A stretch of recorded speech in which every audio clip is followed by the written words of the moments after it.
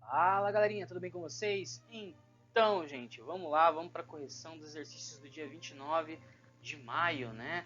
Na sexta-feira, tá bom? Vamos lá? Bom, aqui nós temos que ele pedindo para a gente resolver as inequações. Para resolver a inequação, você vai ficar tentado, é claro, a fazer distributivo e tudo mais, mas não é necessário. O que você pode fazer é interpretar essas inequações.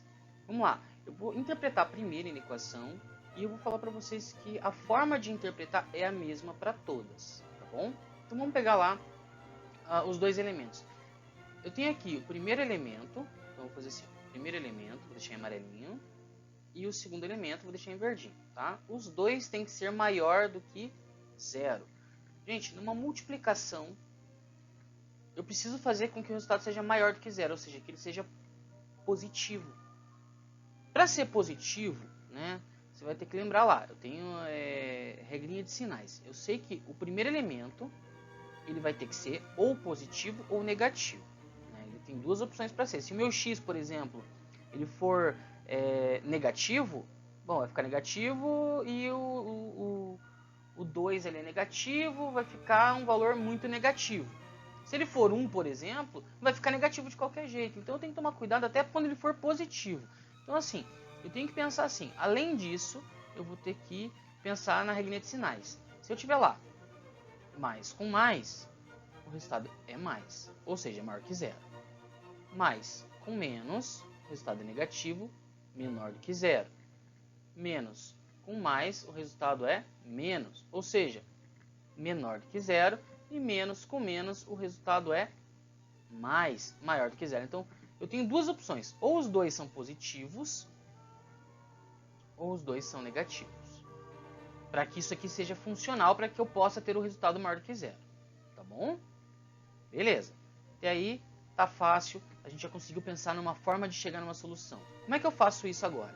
Agora eu venho aqui e pego a minha primeira equaçãozinha lá. X menos 2, certo? Vou lá, maior do que zero, né? Ou seja, positivo, né? E aí eu vou lá e faço assim, passo o 2 para lá, x é maior do que 2. Aí você fala, tá, professor, já tem um ponto da resposta aqui, mais ou menos. Por quê? Porque eu vou ter que analisar graficamente isso. Vou pegar a segunda equação, x mais 1 maior do que zero. Passo 1 para lá, x maior do que menos 1. Opa, inverteu aqui, né? Ficou estranho, não ficou? Tá, por que eu tô falando que ficou estranho? Porque a gente vai ter que analisar isso aqui no gráfico. No gráfico é assim, ó. Eu sei que o x maior do que 2, esse aqui, eu vou colocar aqui, ó, 2, e vou colocar assim. Essa é a parte que é o x maior, não é? Agora eu vou pegar a segunda equação. Vou colocar no gráfico aqui. Menos 1. X tem que ser maior do que menos 1. Menos 1 está aqui. Certo? Se o x ele é maior do que menos 1, ele está aqui. Agora eu vou fazer a parte da solução. Certo? Na solução, qual é a parte do gráfico, na solução, que tem que ter os dois juntos? Os dois só existem, os dois gráficos aqui, o gráfico 1 e o gráfico 2, eles só existem juntos a partir do 2. Então aqui, ó, a partir desse ponto os dois existem. Eu tenho que pegar esse ponto aqui. Então, esse aqui é um ponto, ponto 2. Por isso que eu tenho esta parte da solução. Professor, e se fosse negativo? Se fosse negativo, vamos imaginar aqui, eu vou colocar outra cor aqui. Ó. Se fosse negativo, eu ia pegar esses valores aqui. Ó. E aí, o x, ele existe aonde? Ele existe aqui, ó. Daqui para lá. Tá vendo? Ele existe daqui para lá e ele existe daqui para lá. Ou seja, meu x ele tem que ser menor do que menos 1, para os dois serem positivos, para o resultado ser maior que zero. E o x ele tem que ser maior do que 2 para existir ainda assim a função. Tá bom? Senhor, vou ter que fazer isso para todos? Para todos eles. Aqui você vai ter que fazer para o denominador e para o numerador. Lembrando que o denominador não pode ser zero, tá? Ele não pode ser zero porque Lembra, fração não existe com denominador zero, tá bom? E a mesma coisa vai acontecer aqui, ó. Tá? Eu vou ter que fazer para esses dois aqui e depois com o resultado eu vou ter que fazer para esse aqui também, tá bom? Aqui já temos as soluções para que vocês possam verificar aí, tá bom? Vamos lá?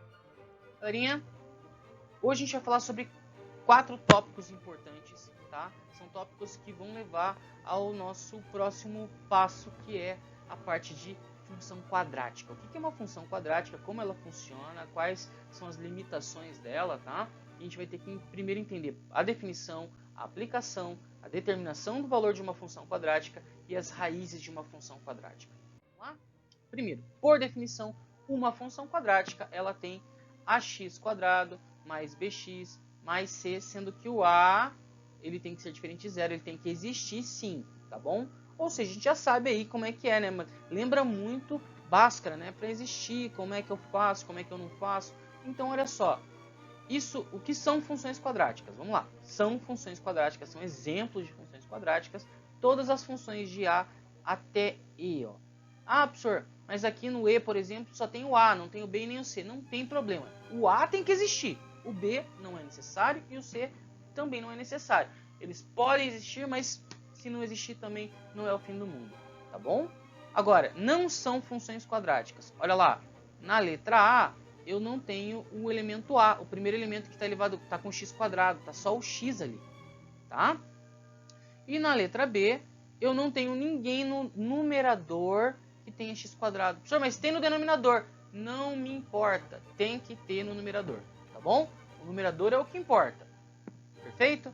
E a letra C, né, que é um termo quadrático, é uma lei de formação, isso aqui é uma função de quarto grau, tá? Então essa função é polinomial de quarto grau, ela não é quadrática, como a gente costuma falar, mas ela é de quarto grau, a gente vê isso muito mais pra frente, tá certo? Então, por definição, ela tem que ter esta leizinha de formação bem aqui, ó. Esta lei de formação aqui, ela respeita isso aqui, tá? Lembrando que o a tem que ser diferente de zero. Ou seja, por definição, função quadrática é ax² mais bx mais c. Beleza? Então, aplicações. Aqui um exemplo prático de aplicação, é claro, né? Mas eu vou abrir aqui um leque diferente de opções. A gente pode usar isso na engenharia? Pode. A gente pode usar na matemática, a gente pode usar na medicina, a gente pode usar em várias situações, tá? Quando eu falei para vocês, por exemplo, sobre a situação que nós estamos vivendo da pandemia, uma função quadrática de crescimento quadrático, por exemplo, é uma função de crescimento exponencial, que é a forma como a epidemia se alastra, né? Nós temos uma lei de formação para essa epidemia se alastrar, e a epidemia se alastra de forma quadrática, tá bom? Então, ó, aqui, área de um quadrado, né, construindo um cercado para uma horta, né? Então, desde a área do quadrado até aqui seria o perímetro, né? Então, ele pega aqui as situações. Então, ó, muitas vezes é necessário cercar uma horta, delimitar uma área de plantio, supondo que a comunidade de um bairro disponha de 100 metros de cerca para delimitar o terreno retangular onde ficará uma horta comunitária. Na figura a seguir temos uma possível horta. Então nós temos essa horta aqui, ó, x, 100 menos 2x, 100 menos 2x, certo? Então, como é que seria isso? Bom, eu teria de pegar, para calcular a área aqui é uma coisa, para eu calcular o perímetro é outra, né? Então aqui, ó, para eu calcular a área eu teria x, que é a base, vezes a altura, 100 menos 2x. O resultado seria o quê? Menos 2x² mais 100x. É uma equação quadrática, tá? Isso para eu achar o valor de x. Como é que essa horta, qual seria o tamanho real dessa horta, tá? E a cerca a mesma coisa, né? A cerca seria dada por uma função diferente, ela tem uma variação ali, tá bom? Determinar o valor de uma função quadrática. Gente, é muito importante que você vai ter que determinar o valor de f de x, igual a gente já aprendeu a fazer, né? Na hora de colocar no plano cartesiano, né? O valor de x é dado quando for dado o valor da função de x, ou seja, a gente vai determinar essas funções, tá bom? Vamos resolver as equações partindo do princípio das raízes aqui, tá bom? Então nós temos um pequeno exemplo aqui, né? Então vamos achar os zeros da equação. Como é que eu encontro o zero? Resolvendo por Bhaskara. Se eu resolver Bhaskara, eu encontro os dois zeros da equação, ou seja, os dois pontos onde eu sei que a curvatura vai cruzar, tá bom? Então, esses dois zeros da minha equação, eu vou pegar aqui. Ó. Então, ó, essa aqui é a nossa função. Vamos encontrar os zeros. E aí eu consigo identificar os elementos aqui. Bom, peguei a função, encontrei o x1 e o x2. Ó. x1 e x2 aqui. Tá vendo x1 e x2 ali? x1, x2, 5 no caso. Como é que ficaria essa função? Essa função seria mais ou menos assim, ó. Deixa eu colocar aqui que vocês veriam melhor. Ela ficaria mais ou menos assim, ó. O y, tá? É um positivo e x aqui, parará. Aqui seria o 1, aqui o 5. O x aqui é positivo, então ela faz uma curvinha para cima e a barriguinha para baixo. Ele faz isso aqui, ó. É um U fazendo isso. Por quê? Ela abre para cima, ela cresce para cima, certo? Porque o meu x é positivo. E ela tem os dois pontos que são o quê? O 1 e o 5, que são os raízes, são os zeros da minha equação. Eu vou ter esses zeros, muitas vezes, às vezes coincidentes, como está acontecendo na letra B, né? E às vezes inexistentes, como acontece, por exemplo, na letra C. Tá? O zero é exatamente onde o meu gráfico vai cruzar aqui, ó. Tá bom? Galerinha, muito obrigado. Um beijão no coração de vocês todos. Tudo de maravilhoso, tá? E até a próxima.